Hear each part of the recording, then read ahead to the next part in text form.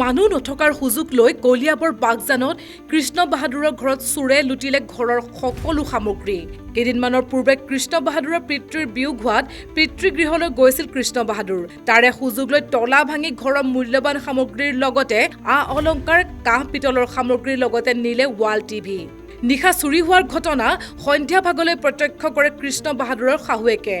প্ৰত্যক্ষ কৰাৰ লগে লগে জখলাবন্ধা আৰক্ষীক ঘটনা অৱগত কৰে যদিও পলমকৈ হ'লেও ঘটনাস্থলীত উপস্থিত হয় আৰক্ষী তদন্ততহে পোহৰলৈ আহিব চুৰি হোৱাৰ প্ৰকৃত ঘটনা। মানে মই জোৱাইহঁতৰ ঘৰত গৈছিলোঁ মানে টোপোলা দিবলৈ। তেওঁ ক'লে বোলে ঘৰত সোমাব মা, ঘৰত সোমাই কিনে বোলে পেম্পাছখিনি লৈ যাব ল'ৰাটোৰ বুলি ক'লে। মানে পেম্পাছ ল'বলৈ সোমাইছিলোঁ মই, ঘৰটোও চাব বুলি ক'লে। যাওঁতে মেইন গেটখন খোলা লক মাৰা আছিলে। তাৰপিছত এইটো মানে মেইন দৰ্জাখন মানে তালা ভাঙা। মই তেতিয়া তাতে ৰৈ দি ছোৱালীজনীক ফোন কৰিছোঁ, বোলে তহঁতৰ ঘৰত নোসোমাওঁ মই, বোলে তহঁতৰ তালা ভাঙা। তেতিয়া কৈছে ৰ'বচোন বোলে পমক মাতোঁ মই, বোলে আপুনি তাতে ৰৈ দিয়ক বুলি কৈছে। মই কৈছোঁ ভয় লাগিছে, মই নোসোমাওঁ তহঁতৰ ঘৰত। তেতিয়া পমক মাতিলে আৰু তেওঁ আহিলে। তেওঁ অহাৰ পিছত মই সোমাই চাইছোঁ এয়া কাপোৰে কানিয়ে চব পেলাই থোৱা আছে আৰু গহনা কি আছিলে কি নাই মই নাজানো, কি নিলে কাঁহী বাতি চব নিলে, নাই টিভিটোও নাই, টিভিটোও নিলে। জোৱাইৰ নাম কৃষ্ণ উপাধ্যায়। এইটো বাগজান হ'বলা।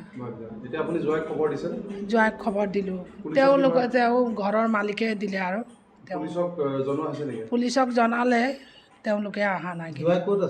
জোৱাই এতিয়া ৰদলত আছে, তেওঁৰ বাপেক ঢুকাইছে, সেইকাৰণে তেওঁ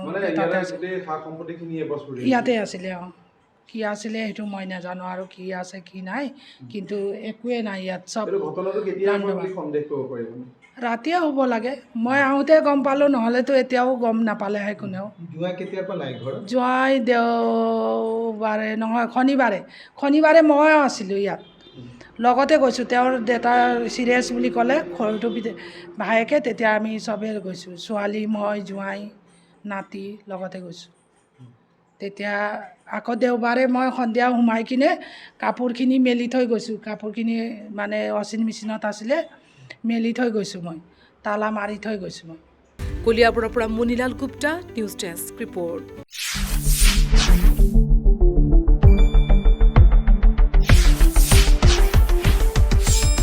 শুদ্ধ আৰু বিস্তৃত বাতৰিৰ বাবে চাই থাকক নিউজ ডেস্ক ৰিপৰ্ট।